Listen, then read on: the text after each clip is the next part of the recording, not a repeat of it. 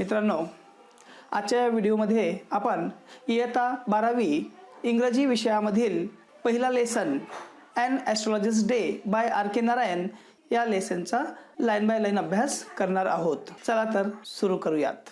And astrologer's day by R K Narayan.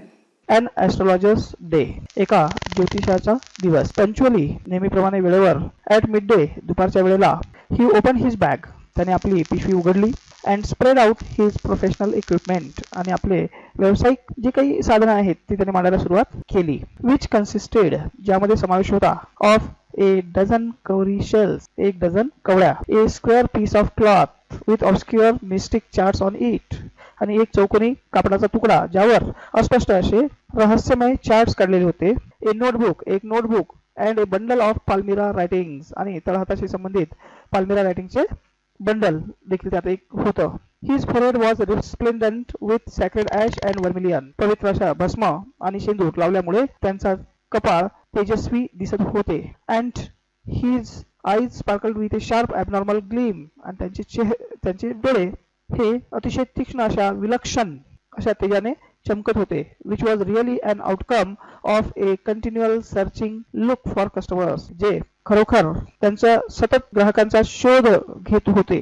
But which his simple clients took to be a prophetic light and felt comforted, परंतु त्यांचे जे साधे ग्राहक होते हे त्यांच्याकडून भविष्याबद्दलची माहिती जाणून घ्यायचे आणि त्यांना समाधान देखील वाटायचं. The power of his eyes was considerably enhanced by their position placed as they were between a painted forehead and the dark whiskers. रंगीत अशा कपाळ आणि गडद काळ्या रंगाचे त्यांचे कानाजवळील केस, त्याला आपण कल्ले म्हणतो, यांच्यामध्ये डोळ्यांची जी पोझिशन होती त्यामुळे त्यांच्या जो काही पाहण्याचा दृष्टिकोन होता, the power of his eyes, हा वाढतच चालला होता. Which stream down his cheeks, जे कानाजवळील कल्ले त्यांच्या गालावरून खाली आलेले होते. Even a half wit's eyes would sparkle in such a setting, आणि त्यांची जी काही या क्षेत्रातलं ज्ञान होतं ज्योतिषाच्या, हे जरी अर्धवट असेल तरी त्यांच्या या अशा सगळ्या देखाव्यामुळे ते अधिक वाढत चाललेलं होतं. To crown the effect he wound a saffron coloured turban around his head, अगदी चेहऱ्याचा भाग व्यवस्थित दिसावा म्हणून त्यांनी आपल्या डोक्याभोवताल भगव्या रंगाची टर्बन, पगडी गुंडाळलेली होती. दिस कलर स्कीम नेव्हर फेल्ड, आणि त्यांच्या या रंगीत वेशभूषेमुळे ते कधीही आपल्या कार्यात अपयशी ठरत नव्हते. People were attracted to him as bees are attracted to cosmos or dahlia stalks, की ज्याप्रमाणे मधमाशा कॉस्मॉसकडे किंवा डहलिया नावाच्या फुलाकडे आकर्षित व्हायच्या त्याप्रमाणे लोक या ज्योतिषाकडे आकर्षित व्हायचे. He sat under the bough of a spreading tamarind tree, अगदी पसरलेल्या चिंचेच्या झाडाखाली किंवा बसायचा. Which flank a path running through the town hall park, जो मार्ग टाउन हॉल पार्ककडे जात होता.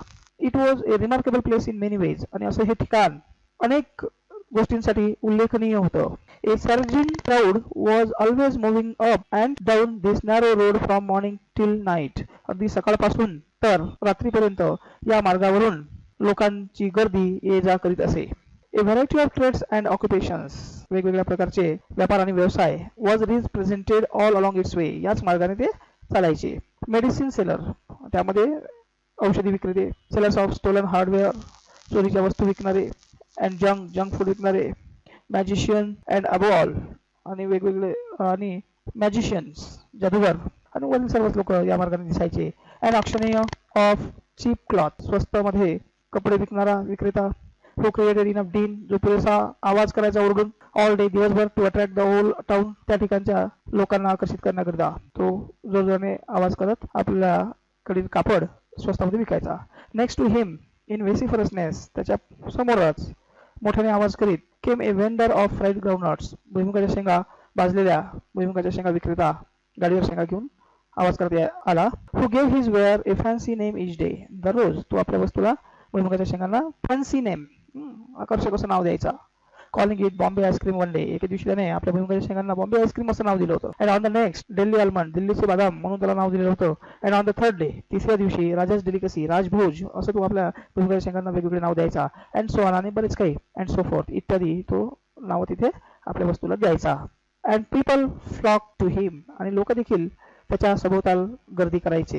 ए considerable person of this crowd, आणि याच गर्दीचा एक महत्वाचा भाग म्हणजे बरेच लोक dallied before the astrologer too, ॲस्ट्रोलॉजरच्या समोर वेळ वाया घालवत जमा व्हायचे किंवा वेळ वाया घालवत उभे राहायचे. डायरेक्टचा अर्थ काय? सभोवताल जमून वेळ वाया घालविणे. The astrologer transacted his business by the light of a flare. आणि हा ॲस्ट्रोलॉजर आपला व्यवसाय चालवायचा कशाच्या माध्यमातून? By the light of a flare, आगीमधून जो प्रकाश यायचा त्यामध्ये. कोणती आग? Which crackled and smoke up above the groundnut heap nearby. की या भुईमुगाच्या शेंगा विकणाऱ्याकडे जी काही आग उपलब्ध होती त्यामधून जो उजेड पडायचा त्यामध्ये हा ॲस्ट्रोलॉजर आपला व्यवसाय चालवायचा. Half the enchantment of the place was due to the fact that it did not have the benefit of municipal lighting. आणि अर्ध काम तिथल्या त्या ठिकाणचं एन्चantment म्हणजे आकर्षित होणे, आकर्षितपणे जादू होणे. त्यांची जादू कशामुळे चालायची? तर तिथे नगरपालिकेचे कुठलीही लाइटिंग नसायची आणि त्यामुळे त्यांचं हे काम तिथे अधिक चांगल्या प्रकारे चालायचं. The place was light up bye shops light. तिथे उपलब्ध असणाऱ्या दुकानांमधून जे लाईट यायचा, प्रकाश पडायचा, त्यामुळे इथला भाग हा प्रकाशित व्हायचा सायंकाळच्या वेळेला वगैरे रात्रीला. 1 or 2 had hissing gas lights. 1-2 लोकांकडे गॅस लाईट, गॅसवर चालणारे जे काही बत्ती वगैरे म्हणतो गॅस बत्ती, त्या होत्यात. Some had naked flare stuck on poles. काही लोकांकडे पोलवर बांधलेल्या अशा मशाली देखील होत्या.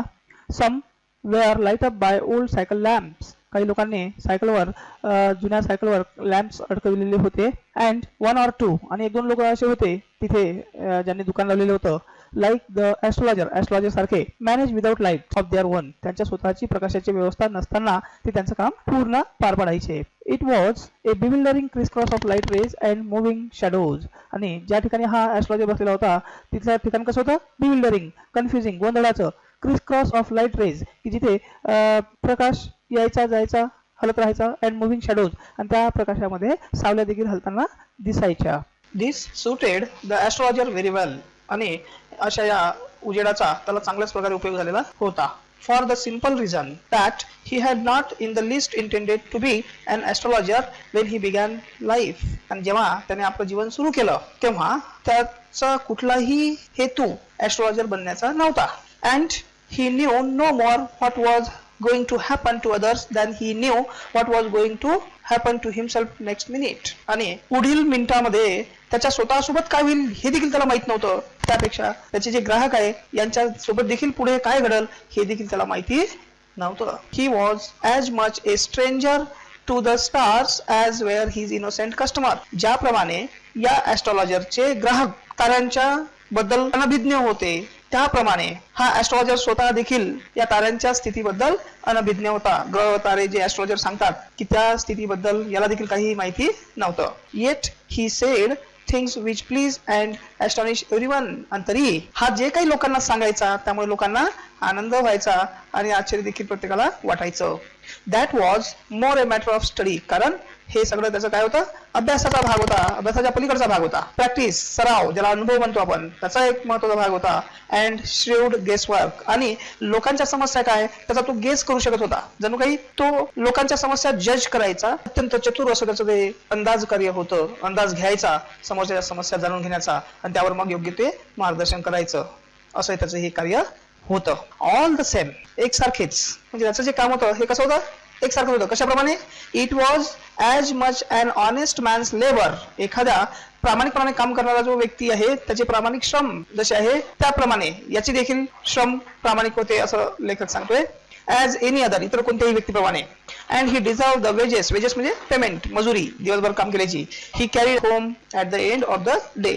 की दिवसाच्या शेवटी हा दिवसभर जे काही एखाद्या प्रामाणिक अशा कामगाराप्रमाणे काम करायचा ज्यामुळे त्याचं पेमेंट हा सायंकाळी म्हणजे दिवसाच्या शेवटी घरी घेऊन जाण्यासाठी पात्र होता, लायक होता. He had left his village without any previous thought or plan. की पुढील कुठलाही विचार न करता किंवा कुठलंही नियोजन न करता त्याने आपलं गाव कुणालाही न सांगता निघून गेला. If he had continued there. आणि जर त्याने आपल्या गावातच राहणं चालू ठेवलं असतं, पुढे राहिला असता, तर he would have carried on the work of his forefathers. तर त्याला आपल्या पूर्वजांप्रमाणेच काम करावं लागलं असतं. नेमली टिलिंग द लँड. जमीन कसणे. लिव्हिंग तिथेच राहणे.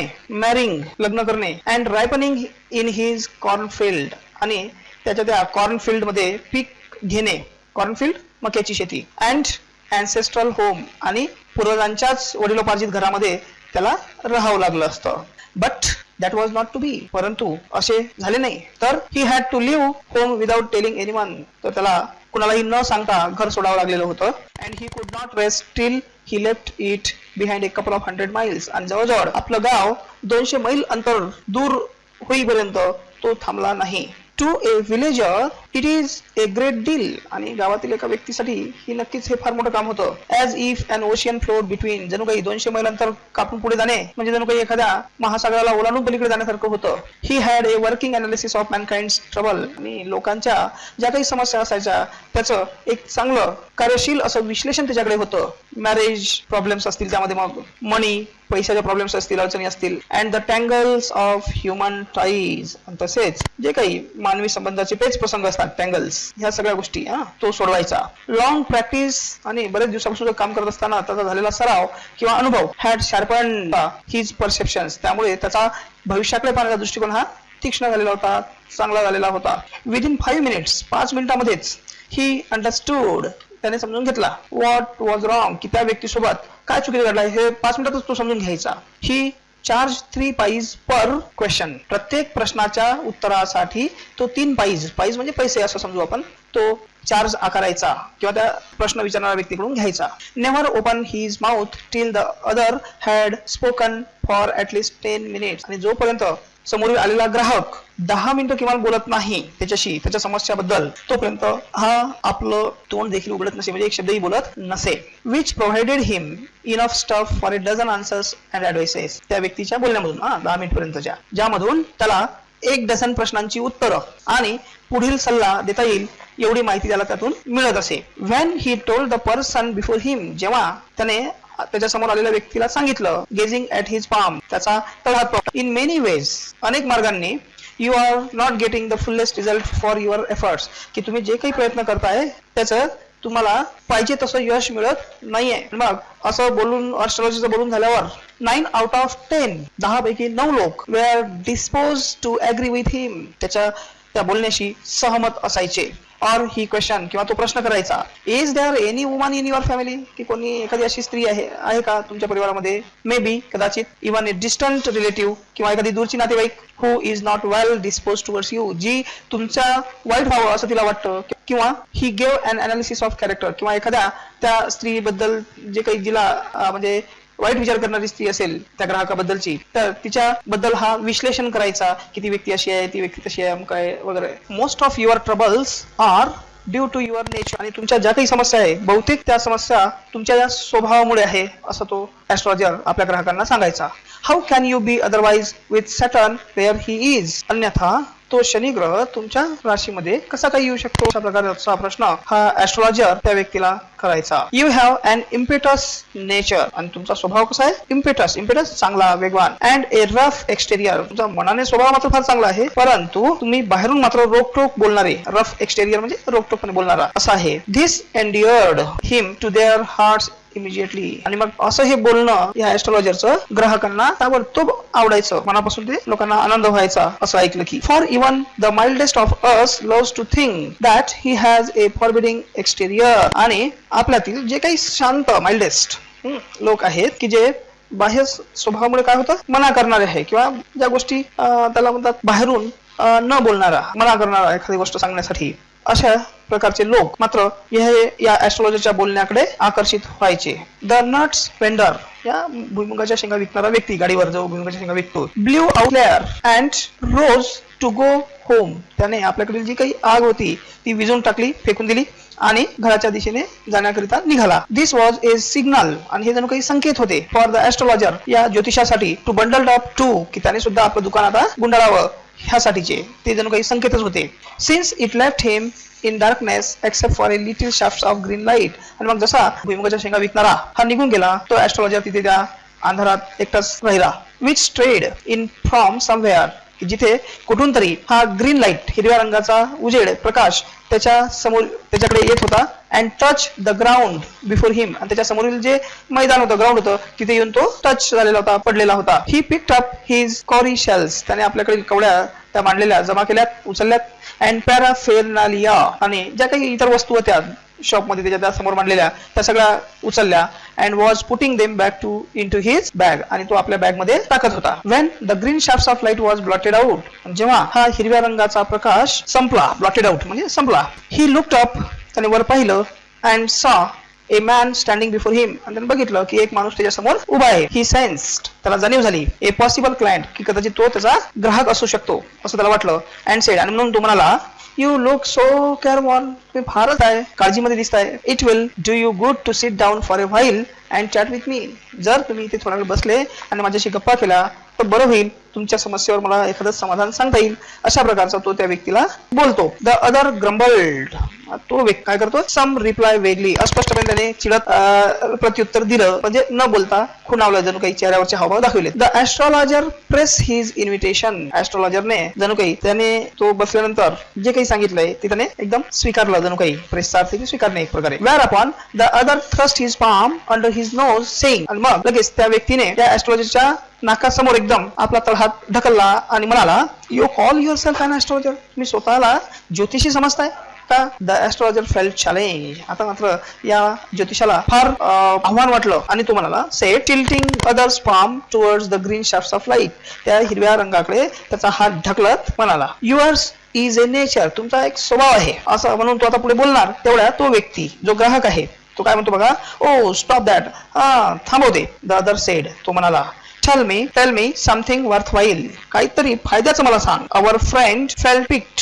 आता मात्र या ज्योतिषाला थोडंसं ते त्रासदायकच वाटलं, वेदना झाल्यासारखंच वाटलं. वेदना वाटणे किंवा त्रास वाटणे. I charge only 3 Pius per question, प्रत्येक प्रश्नाला मी 4 पाईज एवढे चार्जेस आकारतो, असं तो सांगतो. And what you get ought to be good enough for your money, आणि तुम्हाला आपल्याला जे पाहिजे आहे ते तुमच्या पैशासाठी पुरेसे चांगले असणं देखील आवश्यक आहे. म्हणजेच तुम्ही जेवढा पैसा द्याल त्या मोबदल्यात पुरेशी माहिती देखील तुम्हाला मिळाली पाहिजे, असं तो म्हणतोय. At this the other withdraw his arm, आणि मग त्यावर त्या व्यक्तीने आपला हात माघारी घेतला किंवा मागे ओढला. टूक आउट अँड आणा, आपल्या पॉकेटमधून खिशामधून एक आणा काढला. And flung it out to him, आणि त्या ॲस्ट्रॉलॉजरच्या समोर टाकला.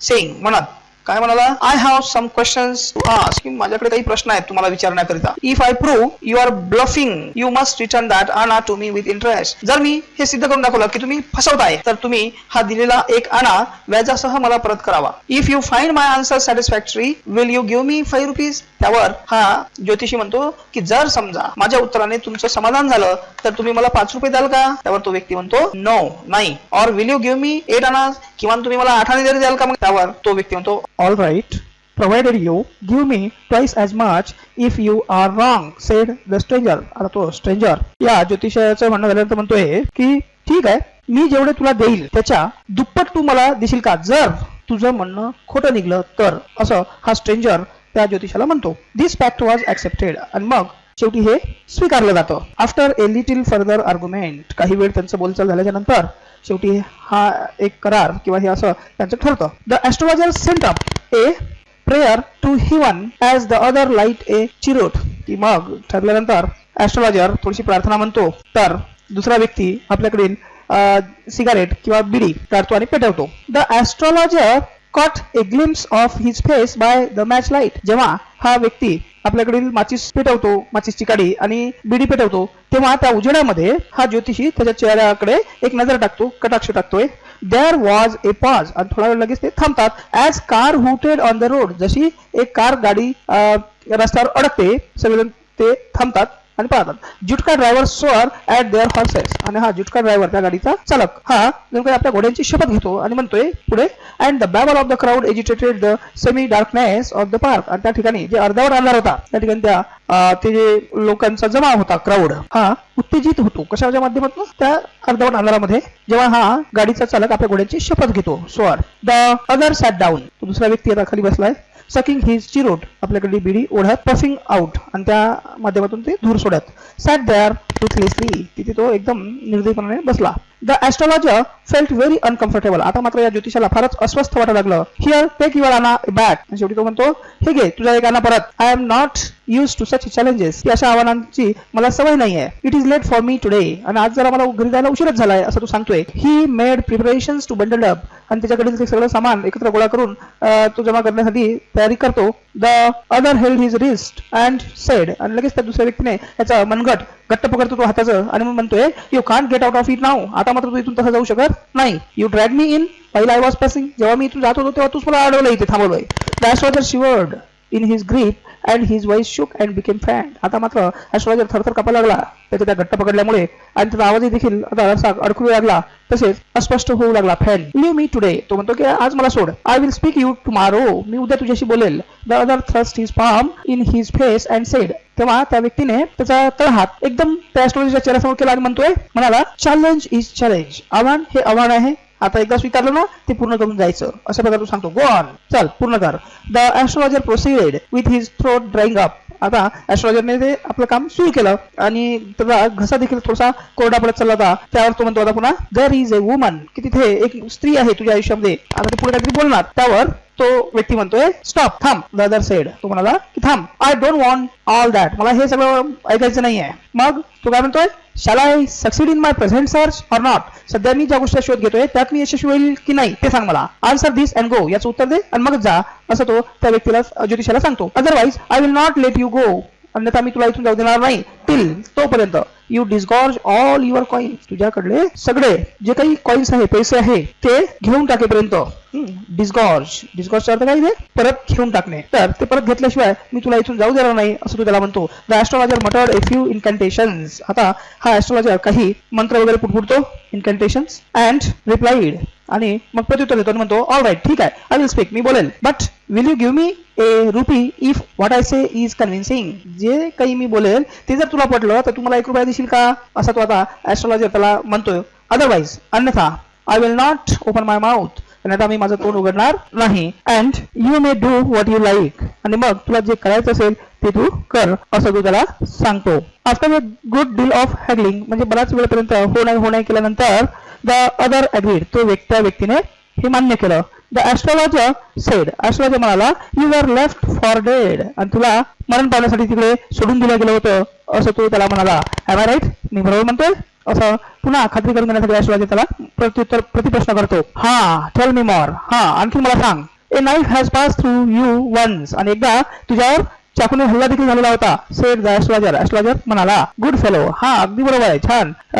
ही bare his chest to show the scar. आणि त्या चाकूचे त्याच्या छातीवर असणारे जखमेचे व्रण दाखवत तो उघडे करून तो दाखवतो. What ills. आणखीन काय असं तू त्याला पुन्हा तो व्यक्ती ॲस्ट्रोलॉजरला प्रश्न करतो. And then you were push into a well nearby in the field. आणि जवळच शेतावर असलेल्या विहिरीमध्ये तुला नंतर ढकलून देण्यात आलेलं असं तो ॲस्ट्रोलॉजर त्या व्यक्तीला सांगतो. You are left for dead. आणि तुला मरण पावण्यासाठी तिथे सोडून दिलं गेलं त्या विहिरीमध्ये. I should have been dead if some passer by had not chance to peep in to the well. Exclaim the other. तो व्यक्ती म्हणाला की जर जवळूनच रस्त्याने जाणारा एक व्यक्ती जर त्याने विहिरीत डोकावून पाहिलं नसतं तर कदाचित मी मरण पावलो असतो असं तो म्हणतोय. Overwhelmed by enthusiasm. मोठ्या उत्साहाने तो आश्चर्य व्यक्त करीत म्हणतोय. When shall I get at him. मग तो आता मला कधी भेटेल. He ask. त्या व्यक्तीने विचारलं. Clinching his fist. एकदम मूठ अशी दाबत विचारलं. त्यावर आता ॲस्ट्रोलॉजर म्हणतो in the next world. Answer the astrologer. ॲस्ट्रोलॉजरने उत्तर दिलं की पुढच्या जगात तो भेटेल. म्हणजे he died 4 months ago in a far off town. खूप दूरच्या गावात तो 4 महिने आधीच मरण पावलाय. म्हणजे पुन्हा जन्म घेतल्यानंतर पुढच्या जन्मातच कदाचित तो भेटेल असं ॲस्ट्रोलॉजर त्याला सांगतो. You will never see any more of him. आणि आता तो तुला कधीच भेटणार नाही. On hearing. आणि हे ऐकून तो व्यक्ती थोडासा निराश झाला. गोंचा अर्थ कणहरत बोलणे किंवा निराशेने कणहरत सांगणे निराश होणे. The astrologer proceed. आता ॲस्ट्रोलॉजर पुढे बोलू लागतो. गुरुनायक. आता त्या व्यक्तीचं नाव काय आहे गुरुनायक. आता तो त्याच्या नावाने हात त्याला मारतो आणि म्हणतोय you know my name. The other sed. तो व्यक्ती म्हणाला तुला माझं नाव माहिती आहे. ते त्यांना बॅग मध्ये होऊन तो म्हणतो as I know all other things. जशा मला इतर गोष्टी माहिती आहे Gurunayak. Listen carefully to what I have to say. मी जे काय मला म्हणायचं आहे ते नीट ऐक. काळजीपूर्वक ऐक. Your village is 2 days journey due north of this town. या ठिकाणच्या उत्तरेकडे तुझ्या गावाला जाण्यासाठी 2 दिवस लागतात.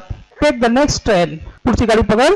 And be gone. आणि लवकर निघून जा. I see once again great danger to your life. मला पुन्हा एकदा तुझ्या आयुष्यात एक मोठा धोका दिसतोय. If you go from home, जर तू घरी गेलास तर बरं होईल असं तू त्याला सांगतो. He took out a pinch of sacred ash and held it to him. लगेच ॲस्ट्रोलॉजरने आपल्याकडील पवित्र अशी ती राख बाहेर काढली आणि त्याच्या हाती दिली आणि म्हणाला, rub it on your forehead, तुझ्या कपाळावर घास, अँड गो होम, आणि घरी जा. नेव्हर ट्रॅव्हल साऊथवर्ड अगेन, पुन्हा कधीही या दक्षिणेकडील भागात प्रवास करू नको.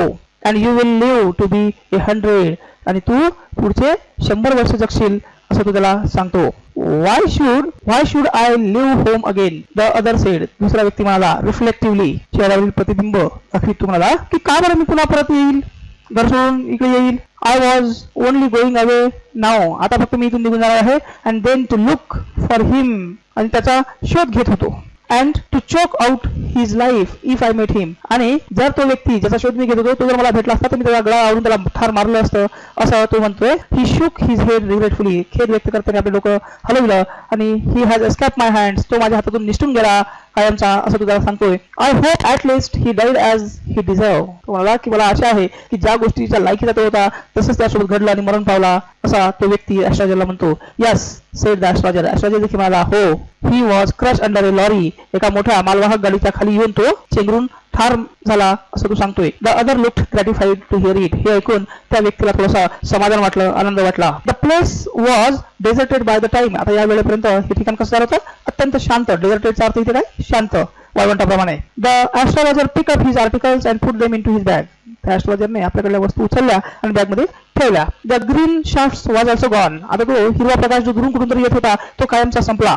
Living the place in darkness, आणि त्या ठिकाणाला फक्त काळोख राहिलेला होता. अँड सायलेन्स, आणि शांतता राहिलेली होती. The stranger had gone off in to the night, आणि त्या रात्रीमध्ये तो अपरिचित व्यक्ती देखील निघून गेला. After giving the astrologer a handful of coin, मुठभर कॉइन पैसे त्या ज्योतिषाच्या हाती देऊन तो देखील त्या रात्री निघून गेला. It was nearly mid night, आणि जवळपास तेव्हा मध्यरात्र झाली होती. Wien the astrologer rich home, जेव्हा हा ॲस्ट्रोलॉजर घरी पोहोचला. His wife was waiting for him at the door, आणि दरवाजाजवळ त्याची पत्नी त्याची वाट पाहत होती. अँड डिमांडेड अन एक्सप्लेनेशन, आणि तिने उशिरा येण्याचं कारण देखील विचारलं होतं. He flunked the coin at her and said, ॲस्ट्रोलॉजरने आपल्याकडील पैसे सगळे तिच्या समोर टाकले आणि म्हणाला, काउंट देम, हे मोजून काढ. 1 man gave all that, हे सगळे पैसे त्या एका माणसाने त्याला दिलेले आहे. 12 and a half anas, 12 आणि अर्धा आणा, 12 आणि अर्धा आणा. सी सेड, असं ती म्हणाली मोजून झाल्यानंतर. काउंटिंग. सी वॉज ओव्हरजॉयड, तिला खूप आनंद झालेला होता. I can buy some jaggery and coconut tomorrow, उद्याला मी काही गुळ आणि खोबरं विकत घेऊन येईल असं ती सांगते. The child has been asking for sweets for so many days now, आणि आता बरेच दिवसापासून तिची मुलगी देखील काही गोड पदार्थ खायला मागत होती असं ती सांगते. I will prepare some nice stuff for her, आणि तिच्यासाठी मी काही छान गोड पदार्थ बनवेल असं ती आपल्या पतीला म्हणजे ॲस्ट्रोलॉजरला सांगते. द स्वाईन हॅज चिटेड मी, आता ॲस्ट्रोलॉजर म्हणतोय की त्या डुकराने मला फसविलं. त्या व्यक्तीला डुक्कर असं म्हणून उद्देशून तो म्हणतोय. ही प्रॉमिस मी ए रुपी, त्याने मला 1 रुपया देण्याचं वचन दिलं होतं. सेड द ॲस्ट्रोलॉजर, ॲस्ट्रोलॉजर म्हणाला. सी लुक्ड अप ॲट हिम, तिने ॲस्ट्रोलॉजरकडे आपल्या पतीकडे पाहिलं. ॲस्ट्रोलॉजरच्या पत्नीने, यू लुक वरीड, तुम्ही फारच काळजीत दिसता. व्हॉट इज रॉंग, काय बरं चुकीचं घडलंय. नथिंग, काही नाही, ॲस्ट्रोलॉजर म्हणाला. काही नाही घडलं. आफ्टर डिनर, रात्रीचं जेवण झाल्यानंतर, सिटिंग ऑन द पिओल, झोपण्यासाठी असलेली चारपाई ज्याला म्हणतो आपण, बाज किंवा बेड, बिछाना ज्याला म्हणतो आपण. ही टोल्ड हर, बिछाण्यावर बसला आणि तिला म्हणाला, त्याच्या पत्नीला ॲस्ट्रोलॉजर म्हणाला, do you know a great load is gone from me today, तुला माहिती आहे आज माझ्या डोक्याचा खूप मोठा ताण ओझं निघून गेलं. I thought I had the blood of A man on my hands all this days years, अनेक वर्षांपासून मला असं वाटत होतं की माझे हात कुणाच्या तरी खुनाने रंगलेले आहेत किंवा कुणाच्या तरी खून केल्यामुळे माझ्या हाताला रक्त लागलेलं आहे असं मला वाटत होतं असं ॲस्ट्रोलॉजर म्हणतो. दॅट वॉज द रिझन, आणि हेच कारण आहे Y I run away from home, की मी का बरं हे घर सोडून निघून घर सोडून पळून आलो, त्याच्या मागचं कारण हेच आहे असं तो आपल्या पत्नीला सांगतो. सेटल्ड हिअर, आणि इथेच स्थायिक झालो. अँड मॅरिड यू, आणि तुझ्यासोबत विवाह देखील केला. ही इज अलाइव्ह, तो व्यक्ती मात्र जिवंत आहे. जो माझ्या हातून मरण पावला असं मला वाटत होतं तो व्यक्ती मात्र जिवंत आहे असं ॲस्ट्रोलॉजर आपल्या पत्नीला सांगतो. शी गेस्ट, इथे ॲस्ट्रोलॉजरच्या पत्नीला थोडंसं उसासा टाकते आणि म्हणते, you try to kill him, तू त्याला ठार मारण्याचा प्रयत्न केला होता. तुम्ही त्या व्यक्तीला ठार मारण्याचा प्रयत्न केला होता. त्यावर ॲस्ट्रोलॉजर म्हणतो, यस इन आवर विलेज, हो आमच्या गावामध्ये असताना. I was a silly youngster, जेव्हा मी एखाद्या मूर्ख मुलासारखा वागत होतो. वी ड्रँक, आम्ही खूप प्यालेलो होतो असं म्हणतोय. गॅम्बल्ड, जुगार खेळलो. And quarrel badly one day, आणि एके दिवशी आम्ही खूप मोठ्या प्रमाणात भांडण केलं. Y think of it now, आता काय त्याचा विचार करायचा. टाइम टू स्लीप, इतर झोपायची वेळ आहे. ही सेड, असा ॲस्ट्रोलॉजर म्हणतो. यॉर्निंग, जांभुळी देत. And stretch himself on the pyol आणि आपल्या त्या बिछाण्यावर हातपाय लांब करून तो झोपी जातो. अशा प्रकारची ही स्टोरी इथे संपली बाय R.K. नारायण. विद्यार्थी मित्रांनो, इथे हा लेसन संपला. पुढील व्हिडिओमध्ये आपण या लेसनवर आधारित ज्या ऍक्टिव्हिटीज आहे त्याचा आढावा घेऊयात. तरी आज आपण इथे थांबणार आहोत. त्यापूर्वी व्हिडिओ पाहिल्यानंतर जर आवडला असेल तर लाईक करा, शेअर करा, काही कमेंट्स असतील तर कमेंट करा आणि माझ्या चॅनलला सबस्क्राईब करण्याचे विसरू नका. चला तर आज इथे थांबूयात. धन्यवाद.